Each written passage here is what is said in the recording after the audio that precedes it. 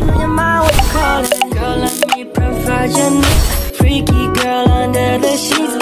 With your love when things start slowing down, I know you got me, baby. Assalamualaikum warahmatullahi wabarakatuh. Kami dari kelompok 4 akan menjelaskan materi kami mengenai konsep dasar probabilitas. Perkenalkan, nama saya Tatia Farid Karyadi. Nama saya Nurajah Syarani Wahyudi. Nama saya Nasiwa Lalila Ramadhani. Nama saya Emreja Fareji dan teman kami Hikmah Habibah Raham. Assalamualaikum warahmatullahi wabarakatuh. Saya Tatia Farid Karyadi sebagai pemateri pertama akan menjelaskan tentang konsep probabilitas. Probabilitas merupakan suatu nilai yang digunakan untuk mengukur tingkat terjadinya suatu kejadian yang bersifat acak atau tidak teratur. Probabilitas sangat penting dalam kehidupan manusia, yaitu di pemerintahan, industri, ilmiah, sampai dengan masalah kecil seperti pergi ke sekolah atau tidak karena sepatu hilang yang kemungkinan akan dimarahi oleh guru. Selanjutnya, rumus probabilitas. Rumusnya ialah P kali E sama dengan M per N, yang dimana P kali E adalah probabilitas kejadian, M adalah kejadian yang diinginkan, dan N adalah ruang sampel. Contohnya, dari satu kotak kartu remi berisi 52 kartu. Berapa probabilitas terambil kartu hati? Penyelesaiannya, jumlah kartu hati atau M sama dengan 13, jumlah total kartu atau N sama dengan 52. Jadi probabilitasnya adalah M per N sama dengan 13 per 52 sama dengan 1 per 4. Baiklah, selanjutnya saya akan menjelaskan tentang ruang sampel. Apa sih ruang sampel? Ruang sampel adalah kumpulan semua hasil yang mungkin terjadi dari suatu percobaan. Hasil yang mungkin ini disebut anggota ruang sampel dan keseluruhan lingkungannya dilambangkan dengan huruf S. Ruang sampel bisa berupa angka, huruf, warna, atau simbol. Menentukan ruang sampel adalah langkah pertama dalam menghitung probabilitas. Jika kita tahu apa saja hasil yang mungkin terjadi, kita bisa menghitung probabilitas dari kejadian tertentu. Seperti probabilitas munculnya angka 6 saat melempar dadu, atau peluang mengambil bola biru dari sebuah kotak.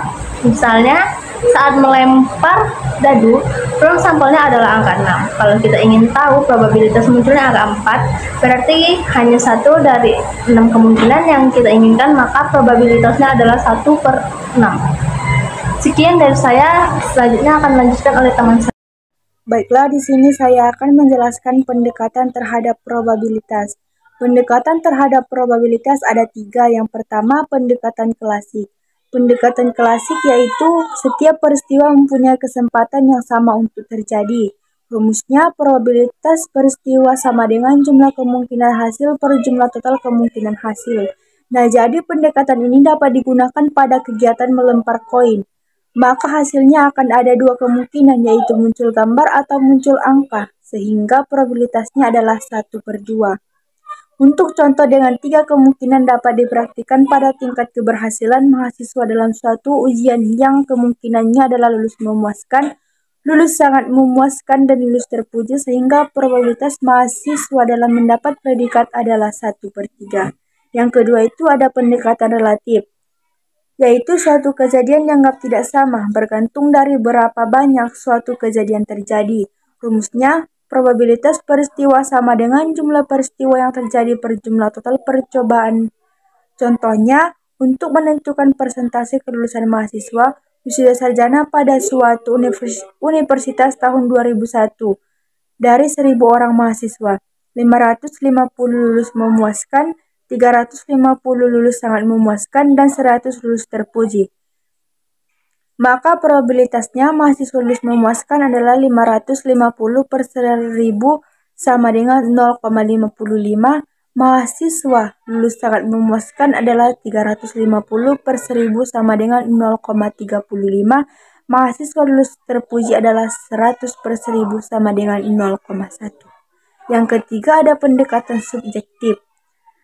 Pendekatan ini adalah penilaian pribadi yang dinyatakan dalam suatu derajat kepercayaannya.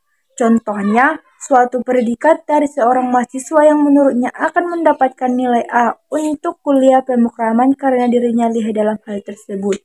Terima kasih. Cukup sekian dapat saya jelaskan. Selanjutnya, materi selanjutnya yang disampaikan oleh Selanjutnya, saya akan menjelaskan tentang aturan dasar dalam probabilitas. Nah, yang pertama ada aturan penambahan. Aturan penambahan dibagi menjadi dua bagian, tergantung pada apakah ada tumpang tindih antara peristiwa yang digabungkan. Jika peristiwa ini eksklusif, tidak ada tumpang tindih. Jika satu peristiwa terjadi, peristiwa lain tidak dapat terjadi. Dalam hal ini, peluang terjadinya suatu atau lebih peristiwa lebih dari satu adalah jumlah dari peluang peristiwa dikurang peristiwa yang terpisah. Contohnya, jika saya melempar dadu berisi 6 yang adil, probabilitas satu wajah muncul sama dengan probabilitas wajah lainnya atau 1/6. Nah, jadi tidak ada tumpang tindih di antara 6 kemungkinan ini. Rumusnya yaitu PA B sama dengan 0, maka PA atau B sama dengan PA ditambah PB ditambah 0 sama dengan PA ditambah PB. Nah, jadi jika peristiwa itu tidak saling eksklusif, bisa ada tumpang tindih di antara mereka. Hal ini dapat divisualisasikan dengan menggunakan diagram Venn. Probabilitas tumpang tindih harus dikurangkan dari jumlah probabilitas dari peristiwa yang terjadi, yaitu kita tidak boleh menghitung area yang sama pada diagram Venn 2 kali. Nah, rumusnya PA atau B sama dengan PA ditambah PB dikurang PAB. Yang kedua, ada aturan perkalian. Aturan pertama, apabila peristiwa saling bebas atau independen, maka kemunculan peristiwa tidak mempengaruhi peluang terjadinya peristiwa lain. Nah, rumusnya PA dan B sama dengan PA dikali PB. Antara kedua, jika kejadiannya tidak bebas, suatu kejadian mempengaruhi peluang terjadinya lainnya. Dalam hal ini, probabilitas bersyarat harus digunakan. Peluang bersyarat B jika A atau dengan syarat A terjadi, dengan kata lain, peristiwa akan terjadi dengan ketentuan peristiwa lain yang telah terjadi. Nah, rumus ini ada PB IA sama dengan PA dan B per PA atau PA IB sama dengan PA dan B per PB. Nah, yang ketiga adalah peristiwa pelengkap, yang dimana menunjukkan bahwa apabila ada dua peristiwa yang saling melengkapi, misalnya A dan B, sehingga jika kejadiannya A tidak terjadi, maka kejadian B terjadi. Rumusnya yaitu PA ditambah PB sama dengan 1 atau PA sama dengan 1 dikurang PB. Selanjutnya saya akan menjelaskan mengenai permutasi dan kombinasi. Yang pertama, permutasi, yaitu cara menyusun sejumlah objek di mana urutan atau posisi sangat penting. Artinya jika susunan berubah, maka dianggap berubah. Dengan rumus NPR sama dengan N faktorial per N kurang R faktorial. Contoh soalnya, dari 5 siswa mendaftarkan diri untuk menjadi perangkat kelas. Berapa banyak cara memilih 3 orang untuk dijadikan ketua, sekretaris, dan bendahara? Cara penyelesaiannya, karena jabatan berbeda atau urutan penting, gunakan permutasi, yaitu 5P3 sama dengan 5 faktorial per 5 kurang 3 faktorial sama dengan 120 per 2 sama dengan 60. Kemudian kombinasi, yaitu cara memilih sejumlah objek dari sekumpulan objek tetapi tanpa memperhatikan urutan. Artinya susunan tidak membuat perbedaan. Dengan rumus NCR sama dengan N faktorial per R faktorial dikali N kurang R faktorial. Contoh soalnya, ada 4 siswi yang akan mengikuti lomba bulu tangkis ganda putri, yaitu A, B, C, dan D. Berapa banyak cara memilih 2 orang untuk menjadi anggota tim?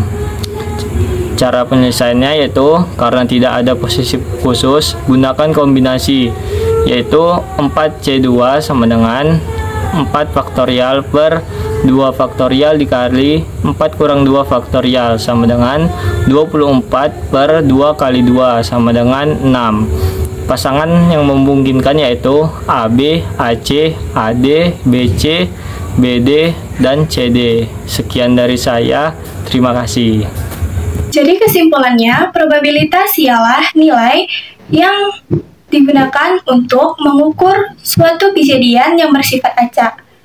Terdapat 3 pendekatan utama dalam probabilitas, yaitu klasik, relatif, dan subjektif.